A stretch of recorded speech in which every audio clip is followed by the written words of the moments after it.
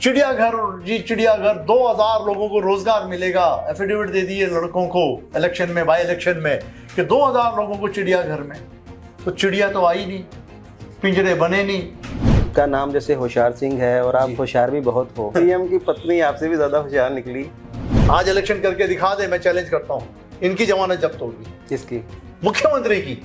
नदौन से भी और देरा से भी। लेकिन अपनी धर्मपत्नी को जिताने के लिए आपने जनता का पैसा, करोड़ों रुपए आपने अपनी पत्नी को जिताने के लिए लगा दिए, और आपको सजा इनको मिलेगी। आज नहीं मिलेगी, कल मिलेगी, महीने बाद मिलेगी, 2 महीने बाद मिलेगी, 2 साल बाद मिलेगी, पर मिलेगी। हम जब इस मुख्यमंत्री सुखविंदर सुक्खू जी के पास जाते थे तो बोलते थे पहले मेरा कार्यक्रम करवा। अच्छा, हमने इनका कार्यक्रम करवा दिया हरिपुर में, घोषणाएं कर दी इन्होंने। तब तो इन्होंने बड़ा साथ दिया था आपका। टाइम पे 7-8 हजार की जनता हमने इकट्ठी की, हमने लिस्ट दी कि सर ये घोषणाएं करो। घोषणाएं की, लेकिन कोई घोषणा पूरी नहीं। जब हम फाइल लेके जाते थे कि सर ये घोषणा की, कोई नहीं देखेंगे, अगले बजट में करेंगे। तब हमें लगा कि नहीं, ये धोखा हो गया, बात नहीं बनी। लोगों के साथ भी धोखा हो गया, हमारे साथ भी धोखा हो गया। ये जुबान का पक्का इंसान नहीं है, ये जुबान का खोटा है, ये सच नहीं बोलता, ये जो बोलता है ये करता नहीं, ये झूठी बातें करता है। हमने डिसाइड कर लिया, ठीक है, हम इंडिपेंडेंट है, हम जिस मर्जी को वोट दे सकते हैं। हमने वोट बीजेपी को कास्ट की। अब हमें ये नहीं पता था कि कांग्रेस के भी लोग जो होंगे होल्ड में होंगे और वो भी क्रॉस वोटिंग करेंगे, इनके खिलाफ होंगे। उन्होंने भी किया क्रॉस वोटिंग, और कुछ दिन रहते तो हमारा नाम सत्य था, तो कोई शक नहीं, कोई कुछ भी कर सकते सर। सर उन्होंने एलिगेशन ये भी लगाया ना कि बीजेपी ने प्रॉपर फंडिंग की, 5 स्टार होटल्स में रखा आपको। सर हमारी इतनी हैसियत अपनी है ये क्या फंडिंग की बात कर रहे हैं सुक्खू जी, हमारी अपनी हैसियत उतनी है। मेरा जन्म भी झुंगी झोपड़ी में हुआ है, बड़ा स्ट्रगलफुल लाइफ रही। पिता हमारे अकेले कमाने वाले, झोपड़ी बॉम्बे की डोंगरी एरिया बोलते हैं। हमें पता था कि जब हम झुग्गियों में रहते थे तो हमारे पास 1 इंच नहीं होता था।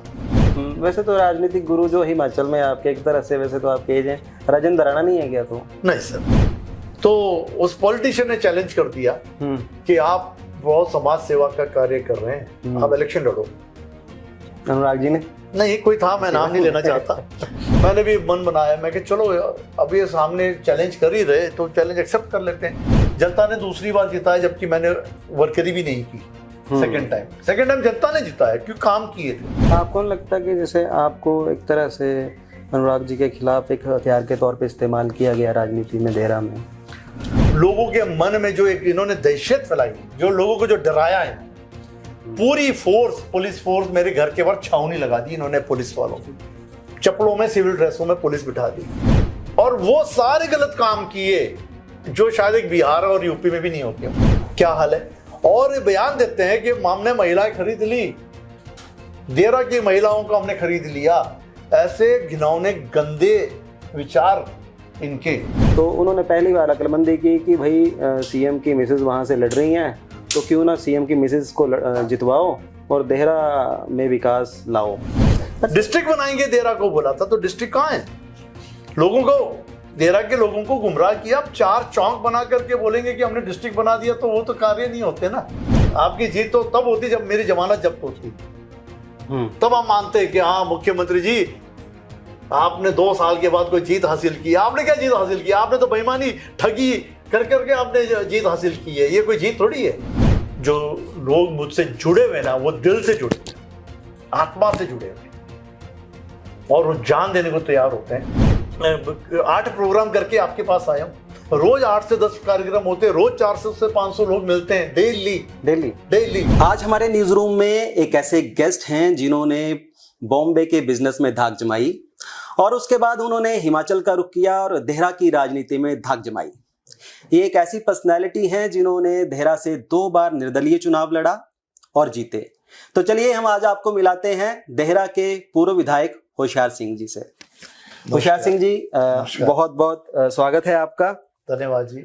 लोग बॉम्बे से गोवा जाते हैं और आप बॉम्बे से देहरा पहुंच गए जी, कैसे? जिंदगी की शुरुआत ही ऐसी हुई कि काफ़ी स्ट्रगलफुल रहे, और एक होती है जन्मभूमि और एक होती है कर्मभूमि। तो शुरुआत से ही, बचपन से ही जो है बड़ा स्ट्रगलफुल लाइफ रही। आप जानते हैं कि गरीबी से बाहर निकलना और गरीबी से इस स्तर तक पहुंचना आसान राह नहीं होती है, बहुत कठिन राह होती है। मैंने सुना आप बॉम्बे में मतलब वर्ड यूज कर रहा हूँ, झोपड़ी नुमा जी आपकी फैमिली रहती थी। हाँ, मेरा जन्म भी झुंगी झोपड़ी में हुआ है। बड़ा स्ट्रगलफुल लाइफ रही। पिता हमारे अकेले कमाने वाले, झोपड़ी बॉम्बे की डोंगरी एरिया बोलते हैं। फादर हमारे अकेले कमाने वाले थे, हम 4 भाई थे।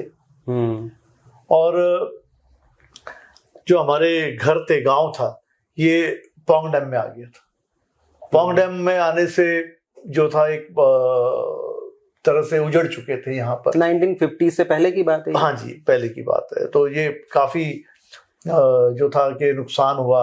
हमारे दादाजी जो थे वो एक्सपायर हो गए थे। फादर हमारे बहुत, मतलब पोंग डैम की वजह से दुख में ही, वजह से भी, और वैसे भी मतलब पिता जो थे मेरे बहुत पहले, छोटी उम्र में, जब वो 12 साल के थे तभी पलायन कर गए थे, बॉम्बे में चले गए थे। किस वजह से गए थे, जैसे क्या रीजन था? नौकरी की तलाश में, क्योंकि यहाँ कोई रोजगार नहीं था, तो नौकरी की तलाश में वहां चले गए। वहां खूब मेहनत की, हर किस कार्य किए, हमारे पालने के लिए, हमें पढ़ाने के लिए उन्होंने खूब मेहनत की। पैदाइश आपकी फिर वहीं? पैदाइश फिर हमारी वहीं हुई, पढ़ाई लिखाई भी वहीं हुई। तो जिंदगी का हर सफर हमने तय किया, चाहे वो गरीबी का सफर हो, चाहे वो मध्य वर्ग का हो, चाहे उच्च वर्ग का हो। तो हमने सारे वर्ग देखे। स्ट्रगल फुल लाइफ रही, खूब मेहनत किया आगे बढ़ने के लिए। और माता पिता ने यही सिखाया कि ईमानदारी से काम करना है, सच्चाई से काम करना है, कभी कोई गलत काम नहीं करना। चाहे आपको अचार से रोटी, लूण से रोटी खानी पड़ जाए, खा लेनी, लेकिन कभी भी कोई बेईमानी नहीं करनी, किसी को चोट नहीं पहुंचानी, किसी के साथ कोई किसी किस्म का कोई बेईमानी नहीं करनी। ये जो है पिता ने, हमारे माता ने हमें यही सिखाया। और मेहनत करके कमाना है, तो मेहनत करके हम आज यहाँ पहुंचे हैं। मतलब आपका जो बचपन जो था वो गरीबी में गुजरा जी, और उसके बाद आप बॉम्बे में सक्सेसफुल बिजनेसमैन बने।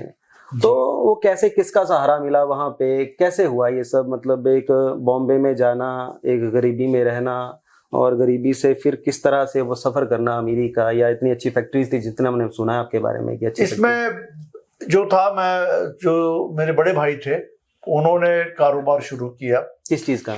एक लेथ मशीन का काम शुरू किया। लेथ मशीन लगा करके स्पेयर पार्ट्स बनाना शुरू किए, ऑटोमोबाइल पार्ट्स बनाना शुरू किए। उन्होंने 1981 में अपना कारोबार शुरू किया। सच्चाई तो ये कि उन्होंने अपने खुद पढ़ाई नहीं की। उनका ये था कि बड़े भाई ने कि अगर मैं पढ़ूंगा तो मेरे छोटे भाई नहीं पढ़ पाएंगे। ऐसी परिस्थिति थी कि घर में कोई 2 ही लोग पढ़ सकते थे। अच्छा। तो 4 में से 2 बड़े भाइयों ने जो है पढ़ाई को त्याग दिया। अच्छा। और हम 2 भाइयों को पढ़ाने के लिए कि ये 2 पढ़ लें, हमारे छोटे भाई है। और उन्होंने मेहनत की, नौकरी अर्ली एज में, जो बोलते हैं ना, अंडर एज में ही नौकरी करने लगे। और पिता मेरे टर्नर थे, जो हम बोलते खराद चलाते थे। तो वही खराद का काम उन्होंने सीखा। और टर्नर से वो एक छोटी सी लेथ मशीन ली, एक उधारी।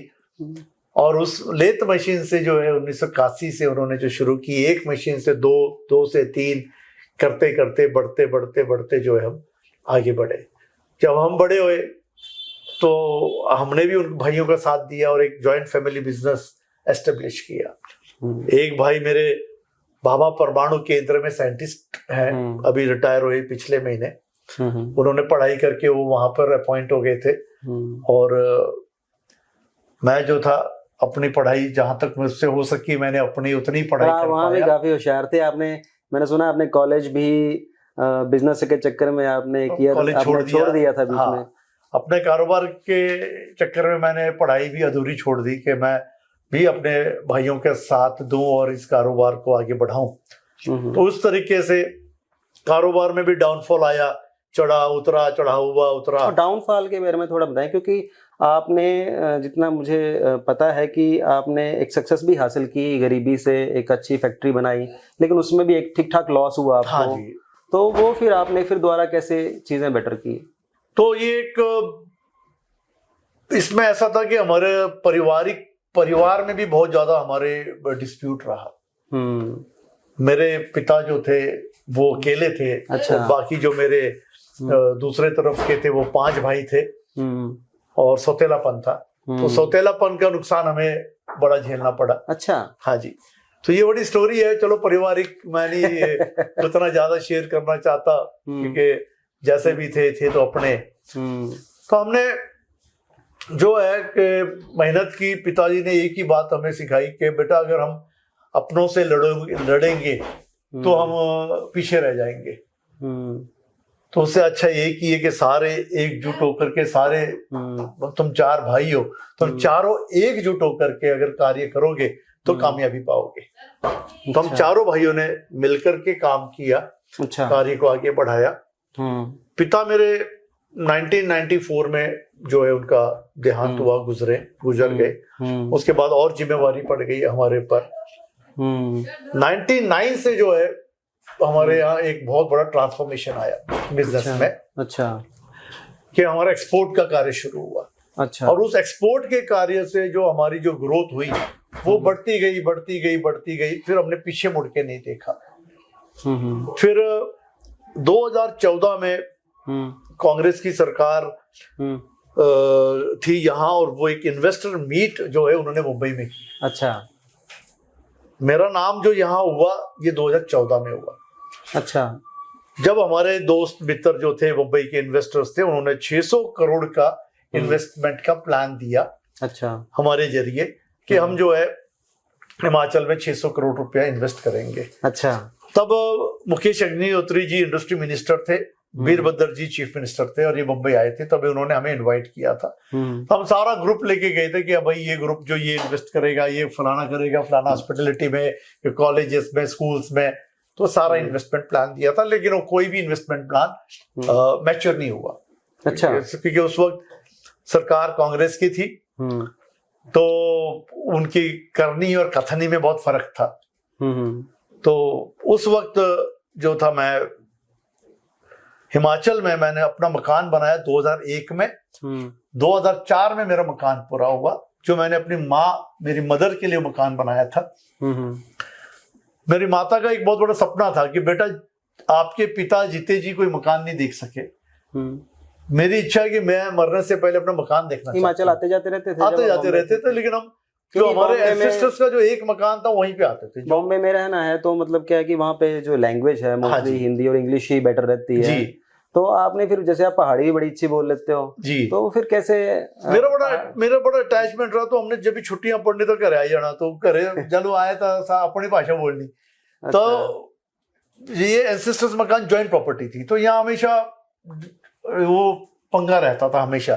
फिर मेरे मदर का एक ही सपना था कि बेटा मैं अपना मकान देखना चाहती। तो मैं 2001 में मैं हिमाचल आ गया और मैंने 2004 में मकान कंप्लीट करके अपनी माता को मकान भेंट की। मैं कहा माता ये तेरा मकान है और तब से मेरी माता यही है।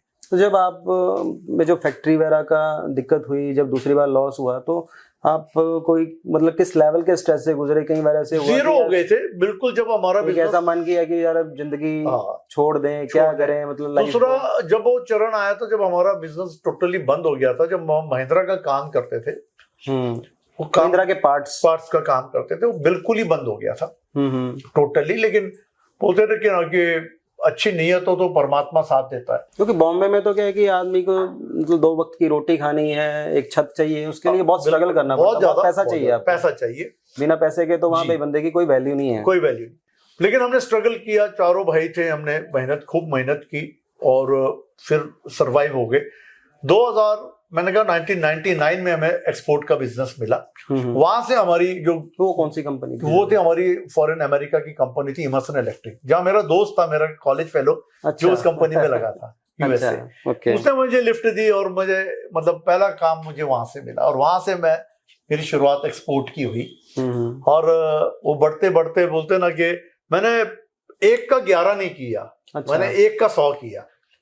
100 का 1000 किया, 1000 का मैंने 10,000 वो क्या किया। फार्मूला है थोड़ा, क्योंकि ताकि फॉरेन आपको का देखे काम, कम से कम कोई। फॉरेन का जो काम था, एक्सपोर्ट का काम जो था, जब हमने अपने transparency number 1, quality number 2, delivery number 3, जब फॉरेन कंपनी 3 ही चीजें मांगती है कि आप सही समय पे डिलीवरी करो, सही क्वालिटी दो और ट्रांसपेरेंसी रखो, सच बोलो, ये 3 चीजें अगर मिल जाए उनको तो वो हमेशा के लिए जुड़ जाते हैं, फिर काम बढ़ाते जाते हैं। तो वो बड़ी बड़ी ब्लू चिप कंपनी अमेरिका की बहुत बड़ी कंपनी है, वो तो समंदर है। फिर उन्होंने हमें काम देना शुरू किया और हम काम करने लगे, और हमारा काम जो था 2 मशीन से 3 हुई, 3 से 6 हुई, 6 से 12 हुई, 12 से 14 हुई, आज हमारे पास 200 CNC मशीन है। अभी आपका बिजनेस चल रहा है? हाँ जी, बिल्कुल चल रहा है। और सबसे बड़ी बात, नहीं, 2 प्लांट मेरे हिमाचल में, 1 मेरा प्लांट बॉम्बे में। तो बॉम्बे सबसे बड़ी बात इसमें ये रही, जो मुझे सबसे बड़ी आज खुशी है, कि 2000 से मैं अपने हिमाचल के बच्चों को बॉम्बे ले गया।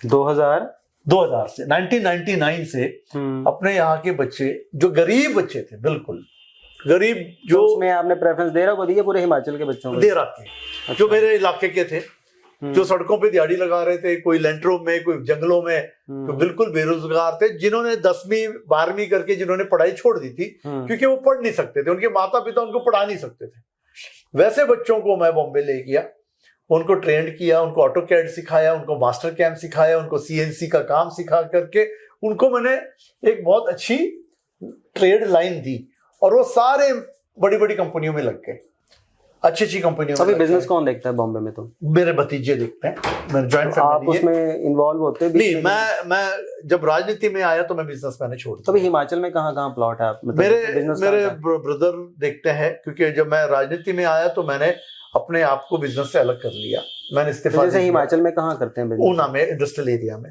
तो वहाँ पे किस चीज की? यही एक्सपोर्ट, 100% एक्सपोर्ट, सारा, मतलब फॉरेन की कंपनी को? सारा फॉरेन की कंपनी को। तो 450 हिमाचली मेरी कंपनी में काम कर रहे हैं अभी भी? अभी भी, ये ऊना में और? हाँ जी, और बॉम्बे में। तो 450 हिमाचली मेरी कंपनी में काम करते हैं, जिनको मैंने काम सिखाया। आज भी ITI से लड़के आते हैं ऊना से, 25, 40, 50 हर वर्ष काम सीखते हैं और अच्छी कंपनियों में लग जाते हैं। तो मुझे सबसे बड़ी खुशी ये होती है कि मैं परिवार का गुजारा जो आपका अपना बिजनेस से ही है? बिजनेस से।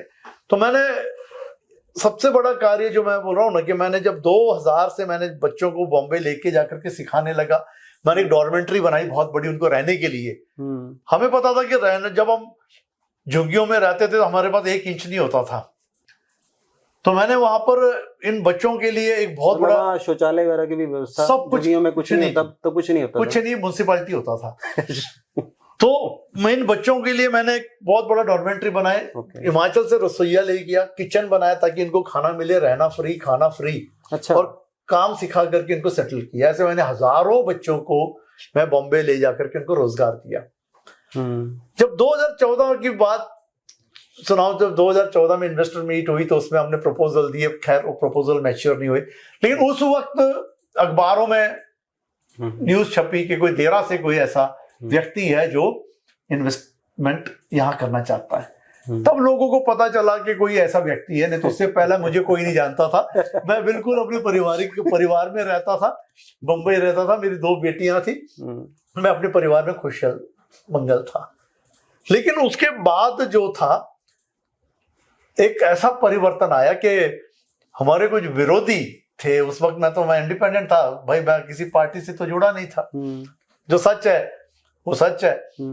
उनको अनसिक्योरिटी फील होने लगी कि ये क्यों कार्य कर रहा है, इसका नाम क्यों हो रहा है, इसका नाम अखबारों में क्यों आ रहा है, ये इतने लोगों को बंबई लेके जा रहा है, रोजगार दे रहा है, ये क्यों दे रहा है, इसकी मंशा क्या है। तो कुछ विरोधियों ने, मेरे पड़ोसियों ने ना झूठे केस डालने शुरू कर दिए मेरे पे। अच्छा। परेशान करना शुरू कर दिया, पुलिस में FIR, मेरे पे नॉन अवेलेबल वारंट निकाल दिए मेरे। अच्छा। नॉन अवेलेबल वारंट, जो क्राइम हमने किया ही नहीं, उस क्राइम के लिए भी एक कौन सा PDP एक्ट लगा दिया।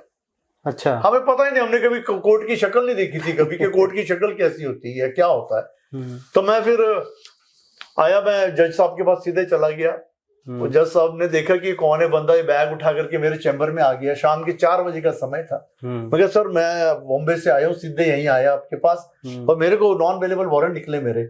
मुझे आया कौन? तो मैंने अपनी इंट्रोडक्शन दी, भाई किया क्या? मैं कहा सर एक हैंडपंप था, वो पहले मुस्तरिका जमीन में था, हमारी जमीन का बंटवारा हो गया, मेरे में आ गया। अच्छा। वो हैंडपंप मेरे जमीन में आ गया, प्राइवेट लैंड है, और ये निशानदेही के पेपर है, कोर्ट के थ्रू निशानदेही हुई थी।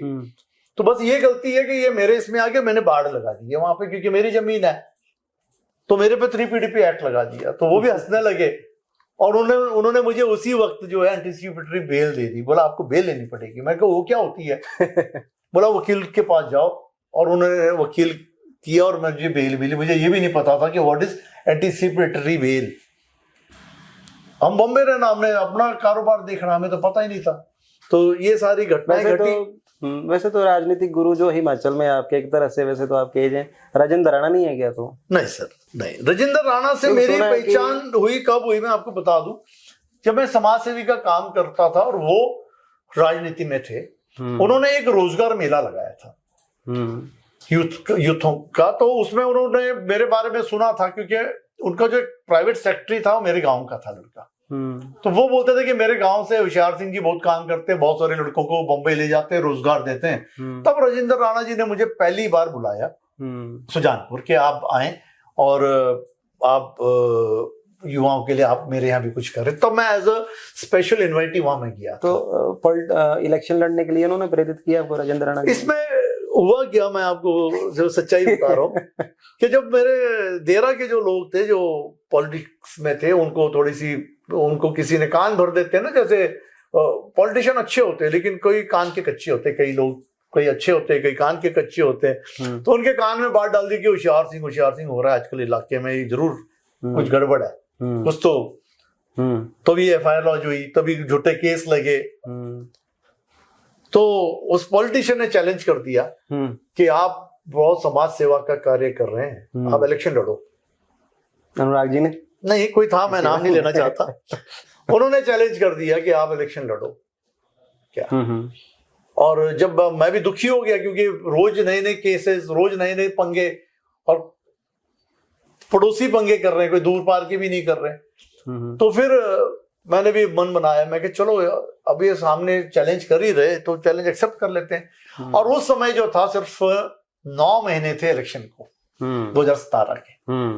अब आप सोच लो कि 9 महीने इलेक्शन को, और एक बहुत बड़ा चैलेंज मैंने एक्सेप्ट कर लिया कि ठीक है इलेक्शन लड़ेंगे।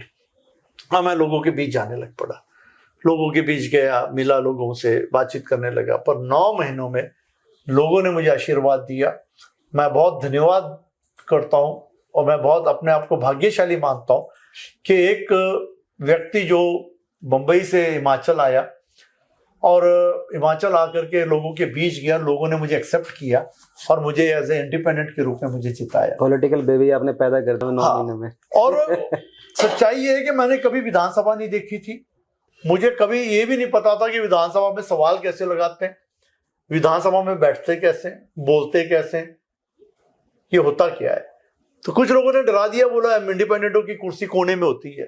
तो जब मैं पहली बार विधानसभा गया तो मैंने चारों कोने देखी कि कोने में कुर्सी तो नहीं है, पर मैंने देखा नहीं, अब कुर्सी तो गोली है, सब बीच में ही है।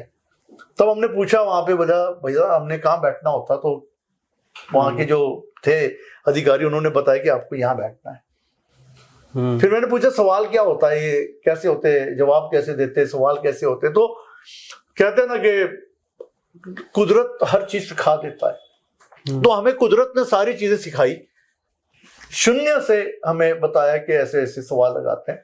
और उन 5 वर्षों में मैं भारतीय जनता पार्टी के साथ जुड़ा। भारतीय जनता पार्टी के मुख्यमंत्री ने बहुत आशीर्वाद रखा, आदरणीय जयराम जी ने, और देरा को जो है 600 करोड़ की सौगात दी उन 5 वर्षों में। आपको लगता है कि जैसे आपको एक तरह से अनुराग जी के खिलाफ एक हथियार के तौर पे इस्तेमाल किया गया राजनीति में, देरा में? देखिए, अनुराग जी से मेरा कोई पर्सनली कोई भी लेन देन नहीं था। अनुराग जी बॉम्बे आते थे तो मैं वहां का हिमाचल मित्र मंडल में मैं जुड़ा हुआ था, तो मैंने वहां पे अनुराग जी से भी मिला हूँ। अच्छा। बॉम्बे जब आए तो मैं उनके साथ भी मिला हूँ। लेकिन जो कुछ कार्यकर्ता होते हैं ना, जो अनसिक्योर्ड फील करते हैं कि ये अगर अनुराग जी के क्लोज हो गए तो हम पीछे रह जाएंगे, ये सिर्फ कहानी वो होती है वन में आगे जाने की होड़ में, कि इसको पीछे करके मैंने आगे जाना है, इसको पीछे करके।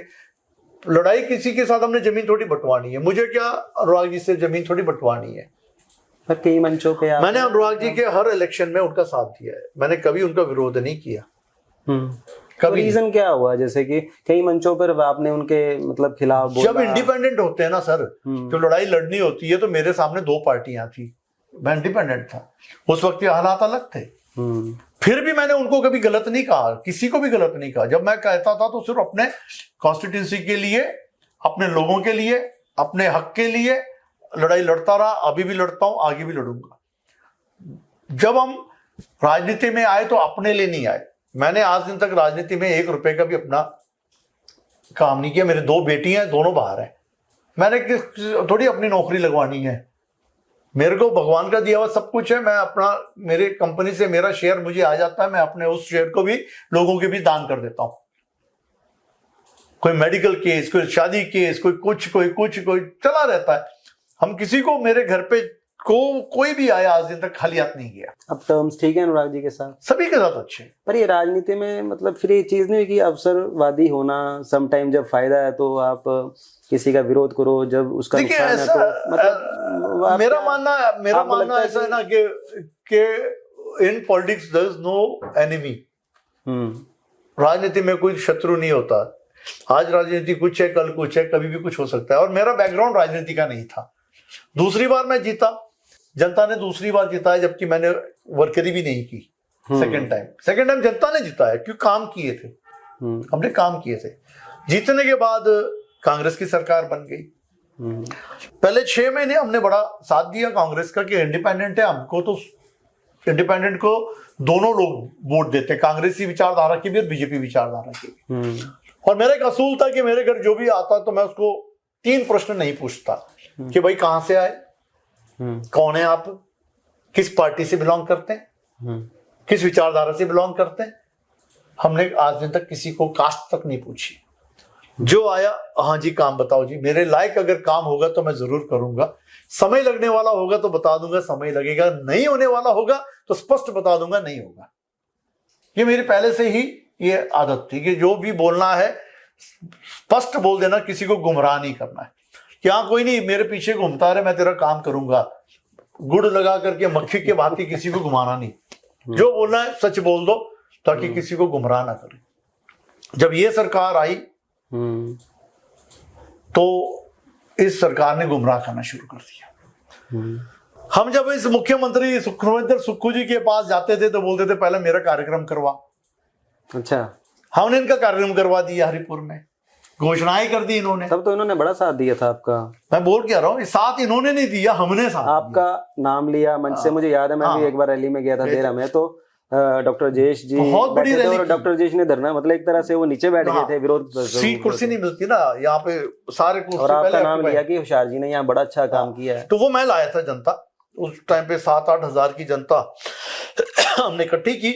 हमने लिस्ट दी कि सर ये घोषणाएं करो। घोषणाएं की, लेकिन कोई घोषणा पूरी नहीं हुई।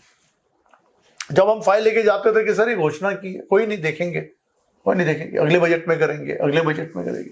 तब हमें लगा कि नहीं ये धोखा हो गया, बात नहीं बनी, लोगों के साथ भी धोखा हो गया, हमारे साथ भी धोखा हो गया। ये जुबान का पक्का इंसान नहीं है, मैंने कहा ये जुबान का खोटा है, ये सच नहीं बोलता, ये जो बोलता ये करता नहीं, ये झूठी बातें करता है। ये हमने तभी मन बना लिया कि इस कुर्सी पे बैठने का मेरा कोई हक नहीं है। मैंने कहा जब मैं जनता के काम ही नहीं कर सकता, मैं मुफ्त की तनख्वाह लेने नहीं जाऊंगा, मुझे मुफ्त की तनख्वाह भी नहीं चाहिए। तो मैंने कई बार कहा कि मैं इस्तीफा दे दूंगा। अच्छा, मैं अगर मेरे काम नहीं होंगे, मेरे जनता के काम नहीं होंगे तो मुझे कोई शौक ही नहीं है ना। फिर राजनीति किस चीज की रही जब आप काम नहीं कर सकते हो। पर वो कहानी तो कुछ और नहीं थी, कहानी सरकार गिराने वाली कहानी तब हुई, ताकि वो भी मैं बता रहा हूँ, ताकि बीजेपी की सरकार बने और आपको मंत्री पद मिले, क्योंकि आपके 2 टर्म। कहानी वो भी नहीं थी। अगर ऐसा होता तो मैं इस्तीफा नहीं देता। अगर मेरे मन में लालच इस्तीफा नहीं देता तो सरकार कैसे बनती? नहीं, अगर मेरे देखो मैं इंडिपेंडेंट था ना, मैं इंडिपेंडेंट था, मुझे इस्तीफा देने की क्या जरूरत थी? मैं नहीं देता। तो फिर मैं किसी पार्टी के बॉन्डिंग में थोड़ी था। नहीं, पर बाद में फिर आप बीजेपी लेकिन टिकट लेके लड़ते। मैं बता रहा हूं, जब लास्ट डे तक हम बोलते रहे कि सर हमारे कमिटमेंटें पूरी करो, कमिटमेंटें पूरी नहीं हुई। हमने तय कर लिया ठीक है, इन्होंने राज्यसभा के लिए जो कैंडिडेट दिया आउटसाइडर दिया, बीजेपी ने जो कैंडिडेट दिया वो हिमाचल का दिया।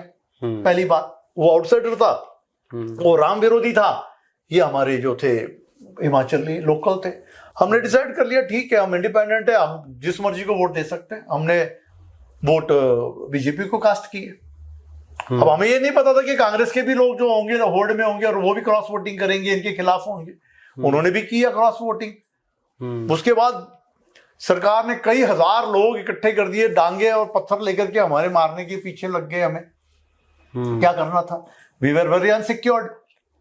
अगर आप अकेले हैं और आपके 2000 बंदे आपका घेराव कर लेते, आप क्या करेंगे उस वक्त? आप क्या मन में क्या आएगा कि मैं कैसे बचूं, कहां जाऊं, कौन बचाएगा मुझे? उस वक्त तो हम तो अकेले थे ना, इंडिपेंडेंट थे ना बीजेपी के थे ना कांग्रेस के थे। हमारी तो जान उस वक्त ऐसी थी कि अब गई जान, अब गई जान। डंडे पड़ रहे थे गाड़ी पे। मेरे पास वीडियो रिकॉर्डिंग है, वो भी विधानसभा के अंदर, बाहर भी नहीं, विधानसभा के गेट के अंदर। गेट बंद कर दिया गया और हमें घेर लिया गया। उस टाइम पे भारतीय जनता पार्टी के एमएलए दौड़ के अंदर से बाहर आए और हमें वहां से निकाला, जैसे तैसे करके वहां से निकाले तो हम हिमाचल से बाहर निकले। और कुछ दिन रहते तो हमारा नाम सत्य था, कोई शक नहीं। कोई कुछ भी कर सकते सर। आज की देख ले, नेगी की कैसी डेथ हुई है, अफसरों की कैसे मिल रही है डेड बॉडियां, तो कुछ भी हो सकता है। जो 2 महीने बाहर रहे आप, हाँ, तो वो ठीक था, मतलब नहीं तो वो ठीक था कि स्टेट का माहौल शांत हो जाए, और जो होना था वो तो हो चुका था। पर उन्होंने एलिगेशन ये भी लगाया ना कि बीजेपी ने प्रॉपर फंडिंग की, 5 स्टार होटल्स में रखा आपको। सर हमारी इतनी हैसियत अपनी है ये क्या फंडिंग की बात कर रहे हैं सुखू जी? हमारी अपनी हैसियत उतनी है। 5 मतलब 15 करोड़ रुपए। अभी मैं उस पर भी आ जाऊंगा थोड़ी देर में। सच्चाई देखो, दूध और दूध, पानी और पानी सामने आ जाएगा। कितने महीने हो गए, साल हो गया। आपकी तो हैसियत है, पर बाकी सभी की नहीं है ना। अब साल हो गया, कोई मिला कुछ? मुझे बुलाया गया बालूगंज थाने। इलेक्शन के बाद मैं अपने बच्चों के पास चला गया। पर आपने ईडी लगवा दी ना फिर? नहीं, मेरे क्या हैसियत है कि मैं किसी के पीछे ईडी लगाऊं? मैंने जब मेरे बाई इलेक्शन हुए ना, मैं उससे पहले भी कनाडा में था। 4 तारीख को नोटिफिकेशन हो गई थी, 21 तारीख लास्ट डेट थी नॉमिनेशन की। मैं 19 तारीख को यहाँ पहुंचा। मैंने तब भी मैं बोल रहा था मैंने नहीं लड़ना इलेक्शन। मुझे कोई शौक नहीं है इलेक्शन लड़ने का, क्योंकि ये सरकार है, सरकार में कोई काम होना नहीं। मुझे नहीं लड़ना इलेक्शन। मैंने हाथ जोड़ दिए थे कि मुझे इलेक्शन में मत झोंको, मैंने नहीं लड़ना। पर विश्व की सबसे बड़ी पार्टी भारतीय जनता पार्टी ने हम पे भरोसा किया, बोला नहीं आप ही नहीं लड़ना है इलेक्शन और आप आओ वापस। तब मैं 18 तारीख को दिल्ली पहुंचा, 19 तारीख को मैं देहरा पहुंचा और 21 तारीख को मैंने नॉमिनेशन किया। 21 तारीख को मैंने नॉमिनेशन, मैं बोल रहा हूँ ना कि मैं इस कुर्सी का भूखा नहीं हूं। मुझे 2 बार ताज मिला, ये परमात्मा का दिया हुआ, जनता का दिया हुआ ताज है। जनता ने 2 बार मुझे जिताया, तीसरी बार मैं हारा। हार का रीजन क्या लगता है आपको? हार के कई रीजन है। हार का सबसे बड़ा मुख्य रीजन था कि मुख्यमंत्री खुद आगे डेरा में अपनी धर्मपत्नी को लेकर के। अब लोगों के मन में जो एक इन्होंने दहशत फैलाई, जो लोगों को जो डराया इन्होंने, पूरी फोर्स, पुलिस फोर्स मेरे घर के बाहर छावनी लगा दी इन्होंने। पुलिस वालों की चप्पलों में, सिविल ड्रेसों में पुलिस बिठा दी। जाम जाते किसी के यहाँ, वहां पहले पुलिस पहुंच जा रही है, उनको डरा रही है कि आपके पर एफआईआर करेंगे, आपके बच्चों को के पर एफआईआर करेंगे। इन्होंने एक ऐसा डर का माहौल पैदा कर दिया पूरे देहरा में कि मुख्यमंत्री खुद घूम रहा है, मुख्यमंत्री पंचायत वार्ड, ठीक है। तो और वो सारे गलत काम किए जो शायद एक बिहार और यूपी में भी नहीं होते होंगे। वो सारे गलत काम, शराबें इन्होंने बांटी। अब ये बोलेंगे कि एलिगेशन है, प्रूफ करो। प्रूफ तो बहुत जल्द मिल जाएगा। आशीष शर्मा ने भी एलिगेशन लगाया विधानसभा में भी, हाँ, बैंक वाला इशू भी उन्होंने। अब वो आशीष शर्मा जी ने जो एलिगेशन लगाया वो भी विधानसभा में, तो बिना प्रूफ के थोड़ी लगाया। करोड़ों रुपए इन्होंने महिला मंडलों के अकाउंट में केसीसी बैंक से ट्रांसफर किए, वो भी कोड ऑफ कंडक्ट में। अब आप बताओ क्या हाल है।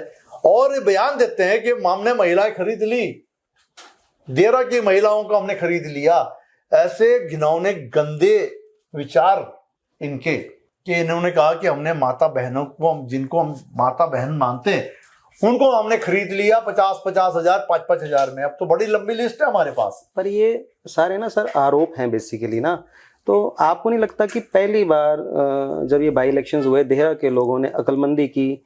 क्योंकि इससे पहले जब भी वो अपने विधायक को चुनते थे, वो या तो वो सरकार ही नहीं बनती थी और वो मतलब सत्ता में आता नहीं थे, तो उन्होंने पहली बार अक्लमंदी की कि भाई सीएम की मिसेज वहाँ से लड़ रही हैं, तो क्यों ना सीएम की मिसेज को जितवाओ और देहरा में विकास लाओ।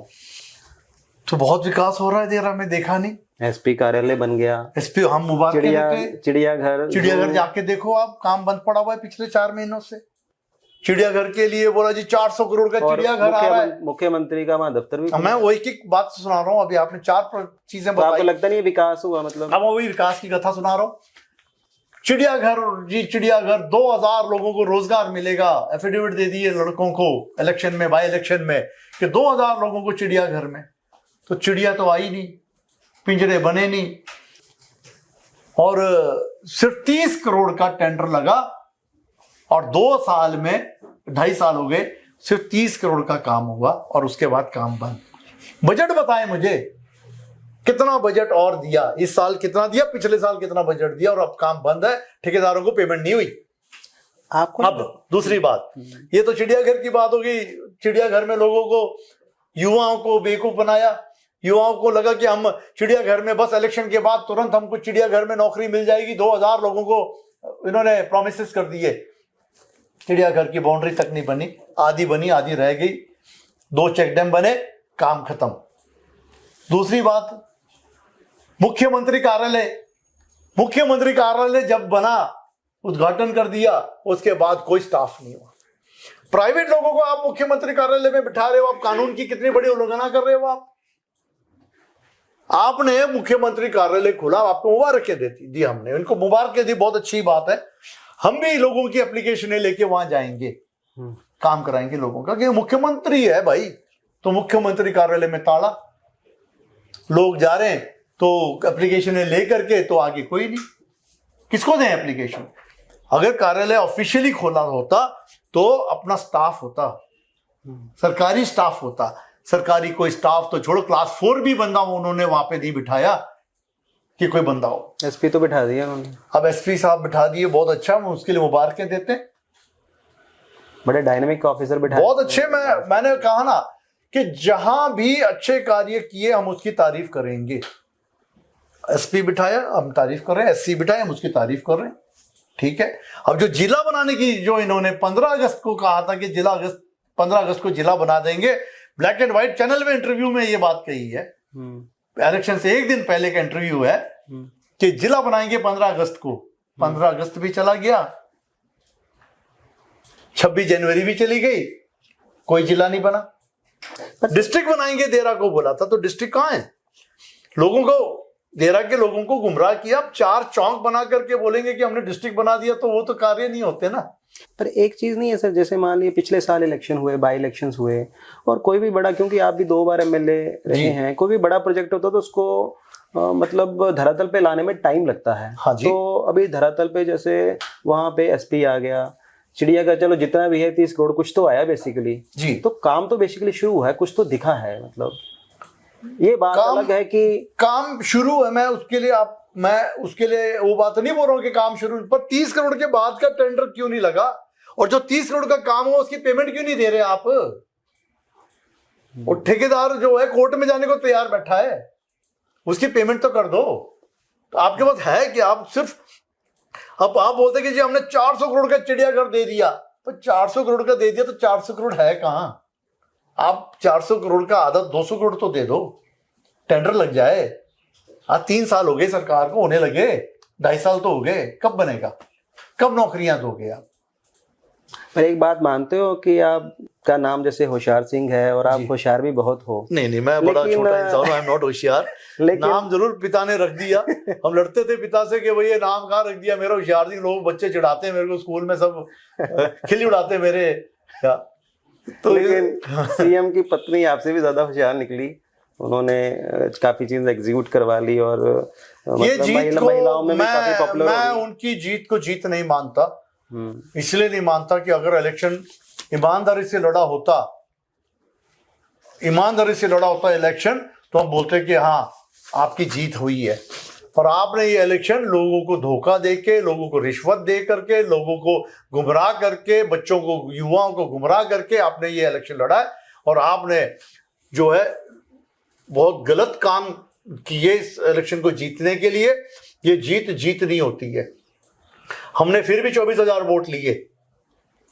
एक मुख्यमंत्री खड़ा हुआ है, एक धर्मपत्नी नहीं, एक मुख्यमंत्री खड़ा था एक किस्म से।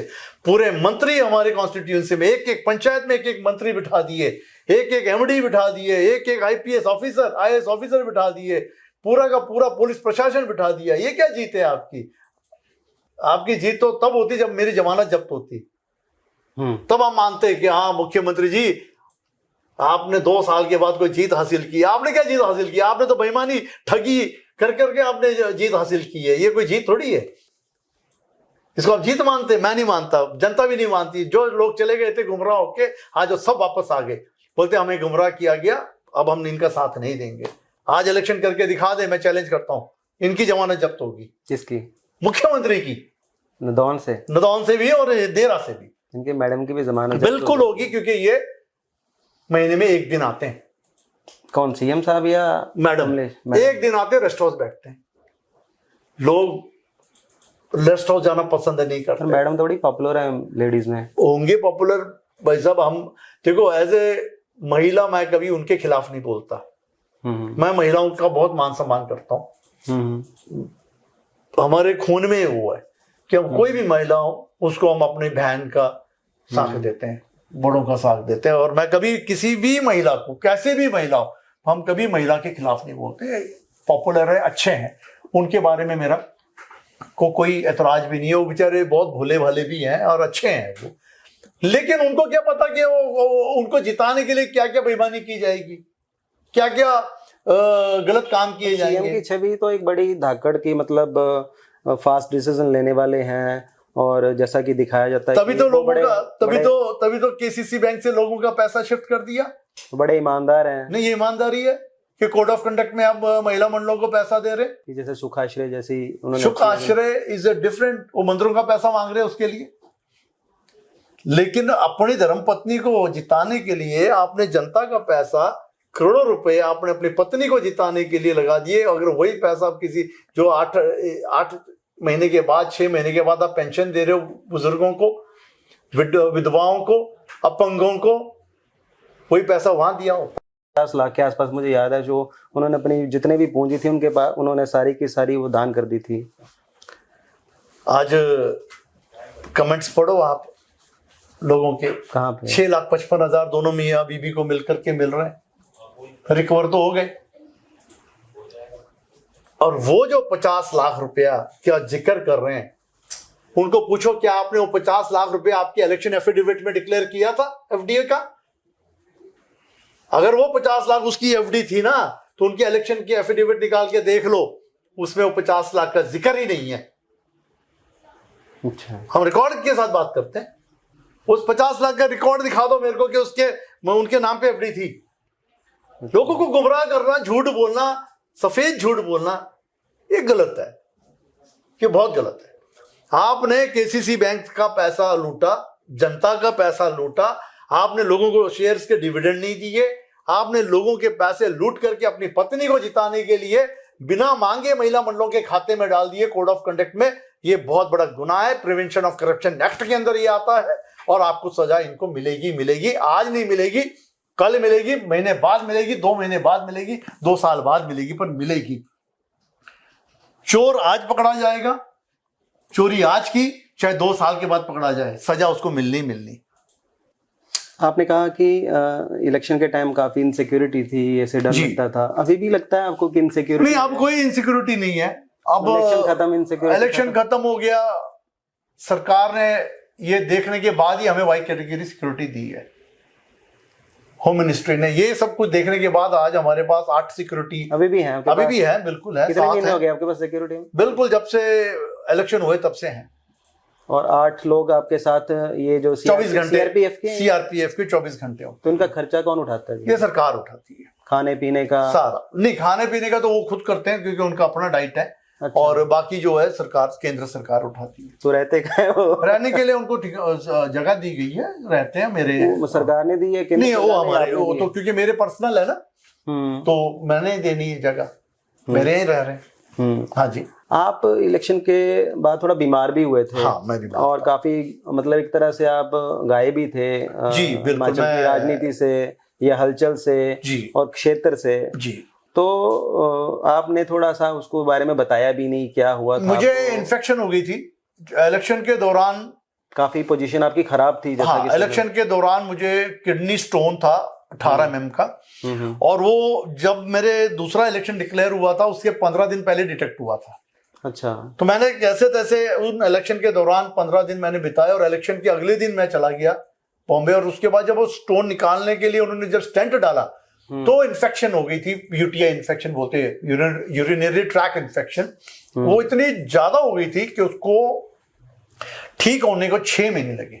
आपको एक टाइम पे लगा कि अब जिंदगी, हाँ, अब है नहीं आगे? नहीं है नहीं, हिम्मत पूरी थी। लेकिन जो मेरा बुखार था, जो मेरा बुखार था इन्फेक्शन का, वो 104 बुखार 1.5 महीना रहा। 104 बुखार 1.5 महीना? 1.5 महीना, क्योंकि आप विधानसभा में ना इंजेक्ट करके हाँ, आते थे। मैं वो लगा के आया था, बिल्कुल। वो मुझे रोज एंटीबायोटिक्स की जो ड्रिप चढ़ता था, 3 बोतलें रोज चढ़ती थी मेरे को, डेली एंटीबायोटिक। तो वो बुखार जो था वो इन्फेक्शन के कारण बुखार नहीं जा रहा था। तो 104 बुखार मुझे 1.5 महीना रहा। मैं 3 महीने अस्पताल में रहा। फिर हाँ, बॉम्बे में रहा। और मैंने अपना इलेक्शन का रिजल्ट भी अस्पताल में देखा। अच्छा। दैट वाज, मैं बेड पे था। अच्छा। और रिजल्ट आया, मेरे साथ डॉक्टर और नर्सें थी। बोले आप जीत गए। मैं कहा हाँ, मैं जीत गया। पर मैं खुशी नहीं मना सका। मतलब आपको लगता है कि वो दूसरा जन्म था एक तरह? बिल्कुल, वो दूसरा जन्म था। और मैं सच बोलता हूं कि मैं दवाइयों से ठीक नहीं हुआ, मैं दुआओं से ठीक हुआ। मेरे जनता ने, मेरी माताओं ने, बहनों ने इतनी सुखने की थी कि साड़ा भाई ठीक हुई कि आया असा फलाने मंदिर जाना, हमने गुरुद्वारे जाना, हमने गोल्डन टेम्पल जाना, हमने वैष्णवी माता जाना, हमने वहां जाना। यानी हजारों सुखने की। और मैं मानता हूं कि अचानक ही वो ऐसे कोई डॉक्टर मिले और उन्होंने वो स्टोन का जो ऑपरेट करके इन्फेक्शन के दौरान ही उन्होंने स्टोन निकाल दिया। इन्फेक्शन खत्म हुई और मैं ठीक होकर के वापस आया। और फिर उन सभी माता बहनों के सुखने पूरी की। आने के बाद हर मंदिर में गया, हर जगह गया, मत्था टेका कि मैं ठीक हो गया। तो मुझे बड़ा गर्व है कि मैं, जो लोग मुझसे जुड़े हुए ना, वो दिल से जुड़े हुए, आत्मा से जुड़े हुए, और वो जान देने को तैयार होते हैं। तो आज भी मैं जहां भी जाता हूं तो वो मुझे अपना घर का सदस्य मानते हैं, अपना भाई मानते हैं, अपना बेटा मानते हैं, अपना समझ करके मुझे ऐसा मानते कि मेरा अपने करेगा है। पर फिर भी आपको काफी अंतराल से उन्होंने, मतलब जनता ने हराया भी। नहीं, ये हराया, मैं बोल रहा हूं ना कि ये हराया, एम्प्लॉइयों को डरा करके हराया, धमका के हराया। ये हार को मैं हार नहीं मानता। मैं बोल रहा हूं ना कि मुझे एक अच्छा ज्ञान है कि ना जीतने की खुशी ना हारने का गम। अच्छा। ना जीतने की खुशी ना हारने का गम। मुझे किसी कार्य के लिए परमात्मा ने पैदा किया, मैं वो अपना कार्य कर रहा हूं, मुझे कोई गम। आज भी मैं लोगों के काम कर रहा हूं, आज भी गरीब लोग आ रहे हैं, मैं उनके काम कर रहा हूं। मैं ये नहीं बोल रहा हूं कि मैं एमएलए नहीं हूं, उनको कुछ उम्मीद है। आज भी लगभग 8 प्रोग्राम करके आपके पास आया हूं। रोज 8 से 10 कार्यक्रम होते हैं, रोज 400 से 500 लोग मिलते हैं, डेली। तो ये इससे बड़ी बात और क्या है? इससे बड़ा और आशीर्वाद क्या है? जरूरी थोड़ी कि मैं एमएलए हूं तो ही मेरी इज्जत होगी या तो ही मुझे लोग मिलेंगे। मुझे तो ये खुशी है कि बिना एमएलए के भी मुझे लोग मिल रहे हैं और मैं उनकी मदद कर रहा हूं। जयराम जी की आप बड़े क्लोज थे और मतलब ओपनली आप उनके साथ चलते थे, एक तरह से अपना नेता आप उन्हीं को ही मानते थे मतलब। तो अभी अनुराग जी के साथ भी आपके अच्छे टर्म्स हो रहे हैं और नड्डा जी के साथ भी आपके अच्छे टर्म्स हो रहे हैं, तो अभी आप ओपनली किसके साथ चल रहे हो या चलना, जयराम जी को छोड़ तो नहीं दोगे या उनके साथ चलोगे भी? देखिए, ये चीज़ ऐसी होती है ना कि पर्सनल रिलेशनशिप सबके साथ अच्छी होती है। अब मैं दिल्ली गया था, मैं नड्डा जी के पास मिला, 2 दिन पहले मैं वहीं था, 3-4 दिन दिल्ली था, अनुराग जी भी मिले, हमारे टर्म सबके साथ अच्छे हैं। आज मैं पार्टी का कार्य करता हूँ, मेरा दायित्व है कि मैं पार्टी के लिए कार्य करूं, पार्टी को मजबूत करूं, ज्यादा से ज्यादा लोगों को पार्टी के साथ जोड़ूं। मैं ना टिकट के रेस में हूं, और मैंने 14 दिसंबर को जब मैं वापस आया था, जब हजारों की संख्या में जनता मेरे घर थी, मैंने उस टाइम भी बोला, और जब पार्टी की मीटिंग थी उसमें भी मैंने कहा कि मैं पार्टी के टिकटार्थी नहीं हूं। पार्टी जिस मर्जी को टिकट दे देगी, आप में से किसी को भी टिकट दे देगी, Hoshiyar Singh will be the first person to support that guy. पहला इंसान होगा, उसकी मैं सपोर्ट करूंगा। मैं बाकियों के जैसे नहीं जो उल्ट पुल्ट बोल रहे हैं अलग अलग चैनलों में जाके कि होशियार सिंह को क्यों लिया। तो भाई ये भारतीय जनता पार्टी है, सबकी पार्टी है, करोड़ों लोग इसमें जुड़े हैं, विश्व की सबसे बड़ी पार्टी है, अच्छे काम किए तभी हम इनके साथ जुड़े हैं, और हमने वायदा किया है कि हम जो है पार्टी को मजबूत करेंगे, और देरा में अगला इलेक्शन चुनाव जब भी होगा भारी से भारी जीत दिलाएंगे। और पार्टी के शीर्ष नेतृत्व वो इतने पावरफुल है, इतने स्ट्रांग है, जिनको एक एक चीज का पता है।